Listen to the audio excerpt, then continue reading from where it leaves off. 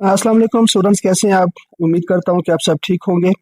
आज हम आपको केमिस्ट्री 10 के पेपर के हवाले से बताना चाहेंगे कि how to solve the paper. Question paper के अंदर आप सबसे पहले आपने अच्छे तरीके से इन तीनों पार्ट्स को पढ़ना है कि आप देख रहे हैं कि क्वेश्चन के अंदर 3 पार्ट्स हैं और हर पार्ट का जो है आपको अलग से नोट पोर्शन नज़र आ रहा है। अब देखिए क्वेश्चन नंबर 1 से पहले आपने जो इसका पोर्शन देखना है उसमें लिखा हुआ है कि चूज द करेक्ट आंसर। आपने चूज द करेक्ट आंसर के अंदर आपके पास 10 जो है एमसीक्यूज दिए गए हैं। हर एमसीक्यूज का 1 नंबर है। अब जैसे फर्स्ट एमसीक्यूज है कि vegetable oil is reacted with hydrogen to prepare. Part A है इसका अल्केन्स, बी है अल्कीन्स, सी पार्ट है अल्काइंस और डी ऑप्शन है घी।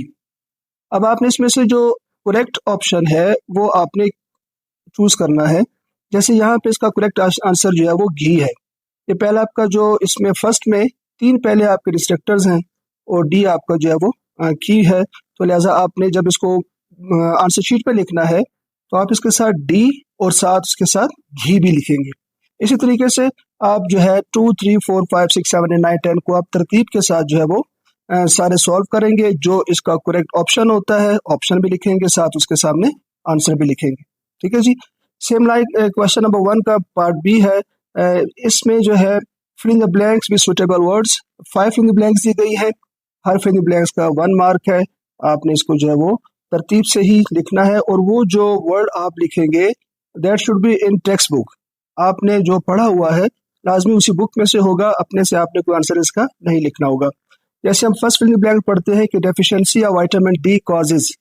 अब fill in the blanks दी गई है, आपके लिए लाजमी नहीं कि आप पूरा जो है वो fill in the blank लिखते हैं। आप जैसे इसका ऑप्शन का नंबर लिख के इसके सामने इसका आंसर भी लिख सकते हैं। जैसे फर्स्ट का आंसर आपको पता है कि रिकेट्स आता है और या ऑस्ट्रोमेंशिया आता है। इसी तरीके से सेकंड है, थर्ड है, फोर्थ है, फिफ्थ है।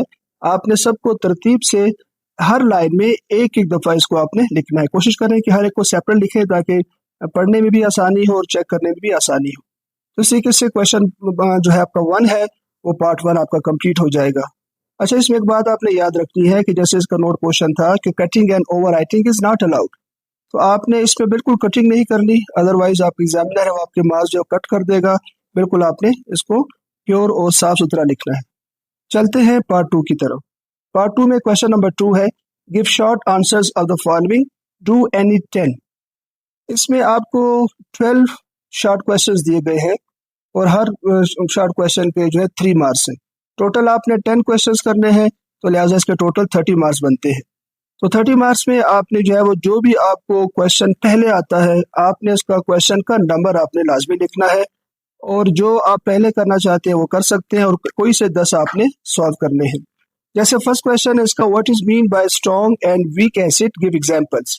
अब देखिए इसके अंदर आपसे पूछ रहा है कि दोनों की डेफिनेशन आपसे पूछी जा रही है। तो आपने पहले जो है यहाँ पे स्ट्रॉन्ग एसिड की डेफिनेशन लिखनी है, स्ट्रॉन्ग एसिड्स क्या होते हैं, फिर उसकी आपने एग्जाम्पल लिखनी है।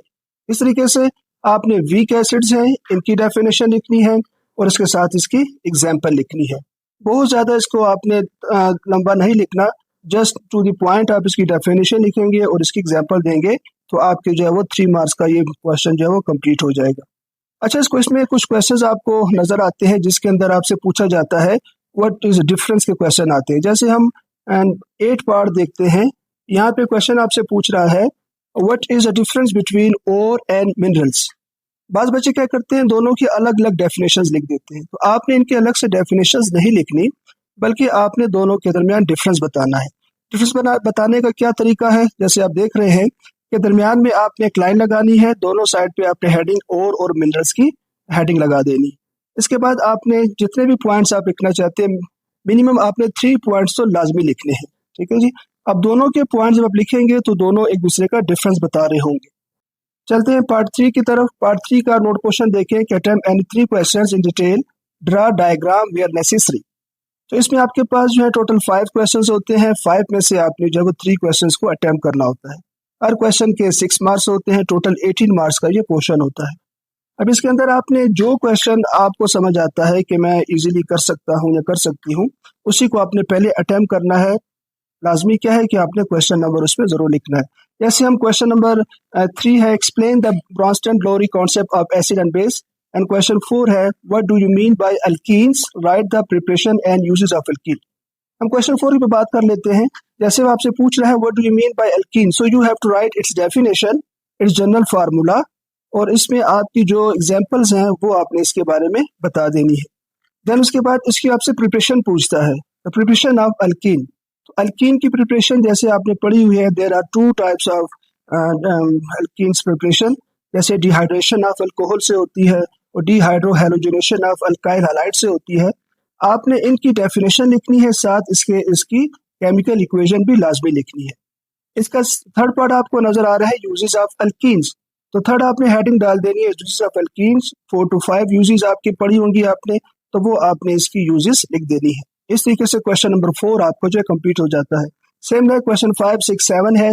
जो क्वेश्चन आपको पहले इजी लग रहा है उसको आप करते हैं और उसका आप नंबर लिखते हैं, और उसकी अगर क्वेश्चन नंबर 7 अटेम्प्ट करते हैं, इसमें आपके पास जो है वो 3 पोर्शन दिए, 3 पार्ट्स दिए हुए हैं।